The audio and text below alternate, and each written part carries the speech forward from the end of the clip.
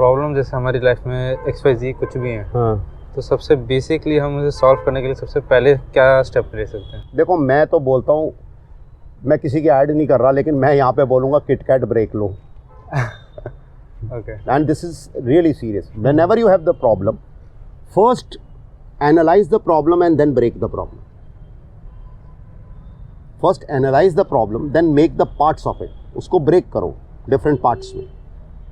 Then pick up one part and solve it. That is the right way and right approach to solve the problem. जैसे अभी जितनी अभी normal हमें problem मिलती हैं वो होती हैं कि हमारे साथ कोई बुरा करके चला गया, अब कोई हमारे साथ बुरा कर रहा है तो हम उसको तो बदल नहीं सकते, तो हम अपने में ये क्या प्रॉब्लम इसमें देखो, द फर्स्ट पॉइंट इज कि आपके साथ वो बुरा क्यों करके गया। तरक्की के लिए नहीं, नहीं, आप ही के साथ क्यों करके गया, किसी और के साथ क्यों नहीं करके गया। मैं उसके तरीके आपने देखो, ये मेरा कॉन्सेप्ट है, मैं अपने कॉन्सेप्ट किसी पे थोपता नहीं हूँ, ये मेरा कॉन्सेप्ट है। मेरे भी बहुत लोगों ने पैसे मारे, सब कुछ किया, लेकिन ये क्या मैंने आप मोबाइल से एक बड़ी अच्छी चीज़ सीखी, डिलीट। मैं सोचता रह जाऊंगा ये मेरा पैसा मार के गया, ये मेरा पैसा मार के गया, ये मेरा पैसा मार के गया, उस चक्कर में मैं पैसा भी नहीं कमा सकूंगा। बड़ी कॉमन सेंस की बात है। आप घर में एक लेबर लगाते हैं और लेबर वो आपसे 500 की जगह 700 रुपये मांगता है, आप उसको फर्स्ट मूवमेंट पे कह देते हैं ठीक भाई मैं 500 के 700 दे रहा हूँ तेरे को, मुझे मालूम है 500 है लेकिन मैं तुझे 700 दे रहा हूँ, लेकिन तू सारी सफाई करके जाएगा, ये काम करके जाएगा, ये काम करके जाएगा। वो लालच में करेगा, करेक्ट। आई एम फ्री, मैं अपने काम पे चला जाता हूँ। काम पे जाके जो भी मैं पर डे कमाता हूँ, चाहे मैं 5000 कमाता हूँ, 10 कमाता हूँ, 15 कमाता हूँ, जो भी मैं कमाता हूँ, वो डे मेरा कैसा भी गया। Let us take an example of 10,000 rupees. मैं एक दिन में 10,000 रुपये कमाता हूँ, ठीक है। मैं उसके सर पे नाचता रहता हूँ, मैं 1,000 रुपया देता तो बाकी 9,000 का नुकसान तो करता ना अगर मैं काम पे नहीं जाता तो। बिल्कुल। That concept you have to understand. हमारे नॉर्थ इंडिया में प्रोफेशनलिज्म कम है।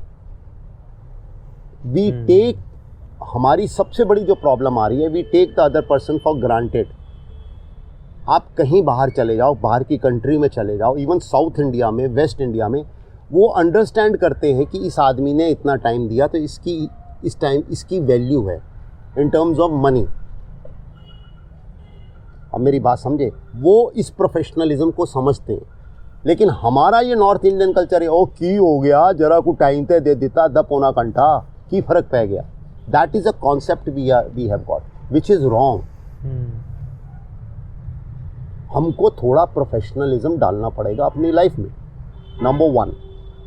नंबर 2, हर चीज़ का जो होता है ना एक स्पेशलाइज्ड होता है, ठीक है। आप किसी, अब मैं मेडिकल लाइन से, आप एक जनरल फिजिशियन या आपका फैमिली फिजिशियन है, उसके पास जाते हैं, आप कहते हैं मेरे कान में प्रॉब्लम है या आँख में प्रॉब्लम है, वो आपको पहले आई ड्रॉप्स या ईयर ड्रॉप्स लिख देगा और आपको आराम नहीं आया तो फिर वो क्या कहेगा, आप गो टू ऑप्थेल्मोलॉजिस्ट अगर आँख के है, ENT अगर कान का है। आपको एक वो स्पेशलाइज्ड आदमी के पास भेजेगा जो आपकी प्रॉब्लम को सॉल्व करे। This is professionalism. वो आपको फर्स्ट स्टेज पे इसलिए नहीं भेजता कि चलो मैं देख लेता हूँ एंटीबायोटिक दे के या कुछ दे के कि शायद ये ठीक हो जाए, तो नहीं। लेकिन जब नहीं ठीक हो रहा 3-4 दिन बाद, तो वो आपको रेफ़र करेगा, भाई आप इसके पास जाओ या चाहे हॉस्पिटल में जाओ या जो मर्जी करो। ये प्रोफेशनलिज्म अभी नॉर्थ इंडिया में नहीं है। हम लोगों की साइकोलॉजी बड़ी ख़राब है। हमारी साइकोलॉजी में प्रोफेशनलिज्म हमको डालना पड़ेगा। वेस्ट इंडिया में मैंने देखा है, साउथ इंडिया में देखा है, फॉरेन कंट्रीज़ में जहाँ मेरा मोर कंसर्न UK कनाडा से, they understand what is professionalism.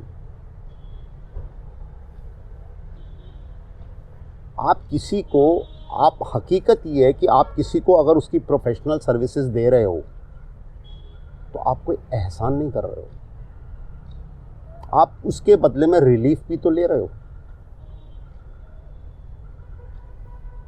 और वो रिलीफ उस सर्विस की कॉस्ट से कहीं ज़्यादा है, तभी तो आप उसके पास जा रहे हो। अगर आप मेरे पास आते हो और मैं आपसे 1,000 रुपया लेता हूँ और आपको 1,000 रुपये का फ़ायदा देता हूँ, तो आप मेरे पास आना बंद कर दोगे। आप मेरे पास तभी आओगे जब आप मुझे 1,000 रुपया दे के 5,000 का फ़ायदा उठाते हो। आप किसी कंपनी में काम करते हो, वो आपको 1 लाख रुपया देती है तो आपसे 10 लाख का फ़ायदा लेती है। Any multinational, any corporate sector you pick up.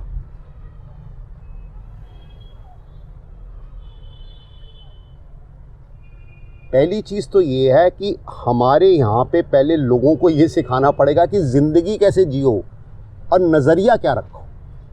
ये 2 चीज़ें टॉप पे आनी चाहिए, क्योंकि इससे ही बहुत से लोगों की प्रॉब्लम सॉल्व हो जाएगी। आप ज़िंदगी कैसे जियो और नज़रिया क्या रखो, नंबर, ये 2 चीज़ें। दूसरी बात क्या है कि हमारे इस पर्टिकुलर पार्ट ऑफ इंडिया में ना स्टेटस का बड़ा रोल है। हम हर चीज़ को स्टेटस से कंपेयर करते हैं, क्या गाड़ी रखी है, कहाँ रहता है, कितना बड़ा घर है, कितने नौकर हैं। जबकि आप कहीं भी चले जाओ बाहर, they are not bothered. You are coming by metro और अ कैब और your own BMW, they are not bothered, they are not bothered. आप बाहर की कंट्री में जाओ, इतने बड़े बड़े लोग हैं, दे ट्रैवल बाय पब्लिक ट्रांसपोर्ट। सबसे पहले हमें नज़रिया चेंज करना है, नज़रिया बहुत ज़रूरी है, तभी प्रॉब्लम्स। और सच्ची बात बता रहा हूँ, हमारी 80% प्रॉब्लम्स जो है ना, वो इस क्रिएट की गई हैं इस नज़रिए के कारण। आदमी के मेडिकल बिल में फ़र्क पड़ जाएगा, ठीक है, आदमी की हेल्थ पे फ़र्क पड़ जाएगा, आदमी की ओवरऑल एक्टिविटी जो डे की है उसमें फ़र्क पड़ जाएगा, और आदमी के रिलेशंस जो पति पत्नी रिलेशन है, क्या बोलते हैं, फादर सन, मदर डॉटर, सास बहू, इन रिलेशंस में फ़र्क आ जाएगा नज़रिया बदलते ही। अब देखो, थोड़ा सा नज़रिया बदला है, आज की डेट में सास और बहू इकट्ठे पार्लर जाते हैं। मेरी बात समझ रहे हो? वो नज़रिया बदलने से अब देखो थोड़ी सी अंडरस्टैंडिंग भी बेटर हो गई है। तो जैसे जैसे जिस जिस क्षेत्र में हम अपना नज़रिया बदलते चले जाएंगे, वहाँ पे प्रॉब्लम्स बहुत कम हो जाएंगी। हम प्रॉब्लम्स को बढ़ा देते हैं। जब तक हम अपने नज़रिए को चेंज नहीं करेंगे। दूसरा, सबसे ज़्यादा दुख आज की डेट में ये है कि सामने वाला सुखी क्यों है। जलन कह लो, कुछ भी कह लो, कंपटीशन कह लो, जेलिसी, जलन, कंपटीशन, कोई भी वर्ड दो। बाहर के लोग नहीं, they are not bothered, fine, you have, ठीक। आप मेंशन में रहो, आप फ्लैट में रहो, आप स्टूडियो में रहो, कोई फ़र्क नहीं पड़ता। आप इंसान कैसे हो उससे फ़र्क पड़ता है। और दूसरा, आप मेरे साथ क्या कर रहे हो उससे फ़र्क पड़ता है।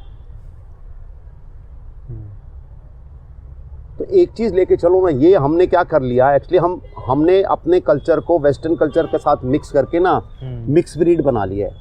हम आधे पोमेरियन आधे बुलडॉग हो गए। तो नाम पोमेरियन रहे, नाम बुलडॉग रहे। तो वहाँ से बुराई हमने उठा ली, यहाँ से हमने, मैं बुराई नहीं कह रहा हूँ, अगर आप उनका कोई बुराई नहीं है उनके कल्चर में। अगर आप उनका कॉन्सेप्ट लेके चलते हो तो आपको सोच के, अगर आपकी बीवी आके कल को कहती है मीट माई बॉयफ्रेंड, ओए काट देंगा, तलवार निकल जाती है, वो वहाँ तो होता है ना, मेरा फ्रेंड है, बात खत्म, okay hi how are you, उठ के हाथ में लाते हैं। कॉफ़ी बना के लाता है हस्बैंड, यहाँ कर सकता है भाई। सोच रखनी है तो फिर उनकी 100% रखो ना। हम लोग क्या हैं, हम लोग बहुत चालाक हैं। आई एम सॉरी, हम लोग ओवर क्लेवर हैं और उसी में मार खाते हैं।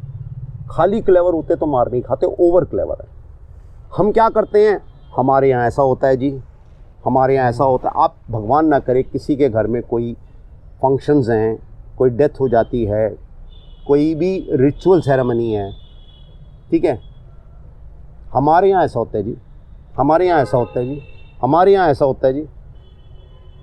फिर थोड़ी देर बाद, अच्छा ऐसा नहीं करते थे, ऐसा नहीं तो ऐसा कर लो। यार आप, हमें इवन एस्ट्रोलॉजी में पढ़ाया जाता है, पहली चीज़ देश काल पात्र, ये वर्ड यूज़ किया जाता है, देश काल पात्र। देश मीन्स किस कंट्री से आप आ रहे हैं, किस बैकग्राउंड से आप आ रहे हैं। काल मीन्स आप किस टाइम में चल रहे हैं। एक टाइम में किसी लेडी को, जब मैंने एस्ट्रोलॉजी स्टार्ट की, किसी इंडियन लेडी से मैं डाइवोर्स का वर्ड यूज़ करते 2 बार सोचता था। आज यंग लड़कियां आती हैं 25-30 साल की हैं, बड़े ठाठ से बोलती हैं मेरा तो 3 बार डाइवोर्स हो गया, मेरा तो 2 बार डाइवोर्स हो गया। काल, टाइम, पात्र, पात्र मीन्स आप किस बैकग्राउंड से आते हैं। एक वो बैकग्राउंड है जहां आप रहते हैं, जहां का कल्चर बोलते हैं। एक वो बैकग्राउंड है जो आपकी फैमिली का बैकग्राउंड है, पात्र का बैकग्राउंड। एस्ट्रोलॉजी में सिखाया जाता है कि जब भी आप प्रेडिक्शन दें तो देश काल पात्र का ध्यान रखें। उसको बगैर ध्यान रखे हो आप उसकी प्रेडिक्शन ना दें। देखिए, प्रेडिक्शन इज लाइक किसी की वाइफ बोले कि मेरी ग्रे रंग की साड़ी की ब्लाउज ले आओ, वो कभी नहीं ला पाएगा, क्योंकि वो मैचिंग चाहिए। वो तब ला पाएगा जब वो ब्लाउज को लेके जाएगा, साड़ी को लेके जाएगा और कलर ब्लाउज का मैच करेगा। उसी तरह से इंग्लिश में कहते हैं there are different shades of grey. Grey के बहुत सारे शेड्स हैं। वो एग्जैक्ट शेड को आप तभी पढ़ सकते हैं जब आप किसी भी इंसान को अच्छी तरह से स्टडी करें। और इसमें आप और हम बैठे हैं तो हमारी ऑरा भी मैच करती है, हमारी ऑरा आपस में रिलेट करती है।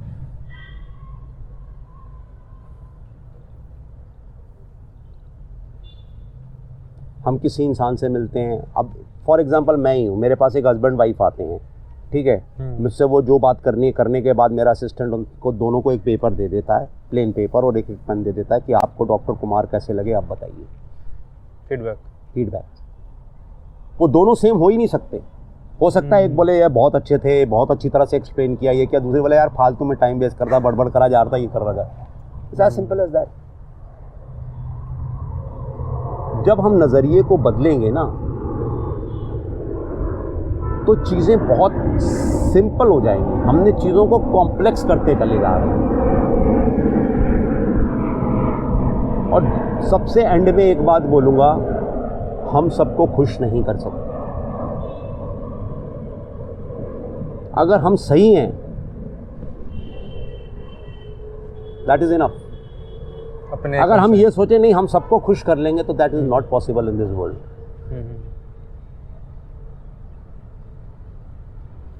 वो पॉसिबल ही नहीं है। एक मैं लास्ट एक बहुत बड़ी प्रॉब्लम, गुस्सा आना। देखो, पहली चीज तो साइंटिफिकली समझो गुस्सा क्यों आता है। कोई चीज़ हमारे हिसाब से नहीं हुई तो कोई चीज़ आपके हिसाब से नहीं हुई, आपको गुस्सा आ गया। गुस्सा is a part of frustration. और फ्रस्ट्रेशन क्यों होती है? जब आपकी एक्सपेक्टेशंस होती है। आप अपनी एक्सपेक्टेशंस को जितना नैरो करेंगे, एक पीछे से इतना बड़ा नाला आ रहा है और आगे उसको बंद कर दिया जाता है। मेरे फोन काफी बजते हैं। अगर एक ऐसे पीछे से बड़ा नाला आ रहा है, उसमें खूब सारा पानी आ रहा है और उसके आगे ब्लॉकेज आ जाती है तो उसका पानी ओवरफ्लो करेगा। वो गुस्सा है। अगर आगे का रास्ता साफ कर दोगे तो पानी बह जाएगा। तो ब्लॉकेज क्या चीज़ है? ब्लॉकेज हमारी रिस्ट्रिक्शंस हैं। फ्रस्ट्रेशंस होती हैं हमारी रिस्ट्रिक्शंस है। रिस्ट्रिक्शंस का मतलब ये है कि पैसे की रिस्ट्रिक्शन हो गई कभी, टाइम की रिस्ट्रिक्शन हो गई कभी। और नॉर्थ इंडिया में एक बहुत बड़ी रिस्ट्रिक्शन है, कैमरे के सामने बोल रहा हूँ, मेरी तारीफ करो। Yes yes, this is one of the biggest problems these days. Why do you want, अगर मैं कुछ हूँ, मुझे मालूम है मैं हूँ वो, व्हाई शुड आई थिंक कि ये मुझे अप्रिशिएट करे, ये मुझे अप्रिशिएट, मैंने काम शुरू किया, मैंने कभी नहीं सोचा कि ये मुझे अप्रिशिएट करे। तो वैलिडेशन भी एक प्रॉब्लम है गुस्सा आने की, सबसे बड़ी। ओके आप एक्सपेक्टेशंस कम कर दीजिए, कोई प्रॉब्लम नहीं। ओके, एक्सपेक्टेशन बहुत फॉर्म में होती हैं, ग्रीड के फॉर्म में भी होगी। ग्रीड के फॉर्म में भी होंगी, मैंने एक्सपेक्टेशन किसी भी फॉर्म में हो सकती है। फादर की सन से हो सकते हैं, सन की फादर से होती हैं, वाइफ की हस्बैंड से होती हैं, हस्बैंड की वाइफ से होती हैं। आप एक्सपेक्टेशंस जितना कम करोगे उतने सुखी रहोगे। गुस्से का तो मेन कारण ही वही है, एक्सपेक्टेशंस। जैसे रिलेशंस में बहुत होता है कि वो बंदा मेरे से फ्रस्ट्रेटेड है इसलिए मैं उससे फ्रस्ट्रेटेड हूँ। क्यों आप कभी इनिशिएटिव लेके तो देखो। आपसे कोई आदमी ये नाराज, आप उसको बोला हेलो क्या हाल है, पहली बार वो यूं देखेगा आपको, सेकंड टाइम वो यूं देखेगा, तीसरी बार धीरे से बोल ही देगा, आपको सुनाई नहीं देगा, पागल है साला, मैं तो बात नहीं करता है फिर भी मुझे विश करता है। चौथी पांचवी छठी बार हो सकता है उसके बीच में कभी कोई ऐसी प्रॉब्लम आ जाए, आप उसको प्रॉब्लम को हेल्प कर दो, सॉल्व कर दो, उसका नज़रिया आपके लिए बदल जाएगा। इस मामले में मैं ब्रह्म कुमारी का, शिवानी दीदी का बहुत बड़ा फ़ैन भी बोलूँगा। उनका जो कॉन्सेप्ट है मुझे बहुत अच्छा लगा, मैं उस कॉन्सेप्ट में बिलीव करता हूँ, वो कॉन्सेप्ट बहुत अच्छा है। उस कॉन्सेप्ट को लेके तो चलो, लेकिन पेशेंस नहीं है ना लोगों के पास उस कॉन्सेप्ट को लेके चलने की। थोड़ा सा दिखावे के लिए कर देंगे, उसके बाद दी एंड हो जाएगा। तो अगर कोई भी दुनिया में हमें प्रॉब्लम है तो एक ही चीज़ से सॉल्व हो सकती है। देखो मैं ये मानता हूँ गॉड हर प्रॉब्लम का सॉल्यूशन देता है, सिर्फ उस टाइम हमें नज़र नहीं आ रहा होता और उसके लिए कई बार हमें हेल्प चाहिए। वो हेल्प एस्ट्रोलॉजी भी करती है, वो हेल्प आपके बड़े भी बुजुर्ग भी कर सकते हैं, वो हेल्प कोई प्रोफेशनल भी कर सकता है, वो हेल्प कोई मेडिकल प्रॉब्लम है तो वो कोई डॉक्टर भी कर सकता है। तो वो हमें उस टाइम समझ में नहीं आ रही होती। मैं मेडिकल लाइन को एस्ट्रोलॉजी के पैरेलल लेके चलता हूँ कि डायग्नोसिस, जब तक आप डायग्नोस नहीं करेंगे, डायग्नोसिस में कई बार टेस्ट वेस्ट कराने पड़ते हैं, ब्लड टेस्ट कराओ, यूरिन टेस्ट कराओ, स्टूल टेस्ट कराओ, ये कराओ वो कराओ, सीटी स्कैन कराओ, MRI कराओ।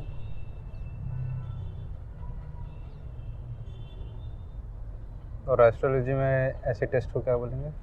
देखिए ये चीज़ें नॉर्मली जो होती हैं ना, हमारा जो होता है सिस्टम में होता है, नॉर्मली पूजाज होती हैं, 90% पूजाज होती हैं। कुछ पूजाज होती हैं वो डायग्नोस्टिक होती हैं, यानी चेक करने के लिए।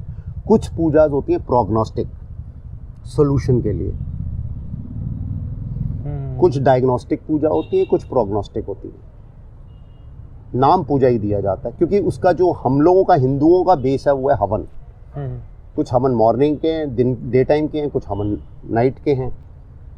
प्रोग्नोसिस वाले डे टाइम के हैं, डायग्नोस्टिक वाले कुछ रात के हैं। देखो सोल्यूशन है, दो चीज़ें चाहिए, एक आप राइट पर्सन के पास पहुंचो, दूसरा आपके अंदर पेशेंस हो। और राइट पर्सन तक पहुंचना पे तो लक ज़्यादा साथ देगा। आपकी अवेयरनेस, अगर आप अवेयर हैं, luck is a part. Luck को मैं कभी रूल आउट नहीं करता, लक इज अ पार्ट, लेकिन लक के साथ जो हमारे हाथ में है वो है अवेयरनेस। तो एक लाइन जो आप बोलना चाहो कि ठीक है, अगर कोई भी प्रॉब्लम के गो थ्रू कर रहे हो तो टेक अ ब्रेक और एनालाइज करो कि प्रॉब्लम। देखो मैं अभी भी वही बोलूँगा, फर्स्ट एनालाइज अ प्रॉब्लम कि वो कितनी बड़ी है, क्योंकि हम उसको बहुत बड़ा बना देते हैं, वो एक्चुअल में होती इतनी, हम उसको इतना बड़ा बना देते हैं। आप पहले उस प्रॉब्लम को एनालाइज करिए, भाई इसका ये साइज है। उसके बाद उसके आपने 5 टुकड़े कर दिए, एक टुकड़ा पकड़ा सॉल्व किया, दूसरा पकड़ा सॉल्व किया, तीसरा पकड़ा सॉल्व किया, चौथा पकड़ा सॉल्व किया, प्रॉब्लम सॉल्व। प्रॉब्लम को बड़ी प्रॉब्लम हम बनाते हैं। असल में प्रॉब्लम तो प्रॉब्लम होती है, लेकिन उसको बड़ी प्रॉब्लम या ऐसी प्रॉब्लम जो सॉल्व ना हो सके हम बनाते हैं। तो आपको कोई प्रॉब्लम हो रही हो जिसको आपको पता नहीं कि सोल्यूशन कैसे ढूंढना है, कहाँ से ढूंढना है, तो ऊपर वाले ने सोल्यूशन बना के रखा हुआ है। डॉक्टर साहब हैं वो तो कुछ तरोड़ों के सोल्यूशन पार्ट फूट करके निकाल ही देंगे। तो बिल्कुल कमेंट में बताइएगा ताकि हम उस बारे में डिस्कशन कर सकें। And thank you very much.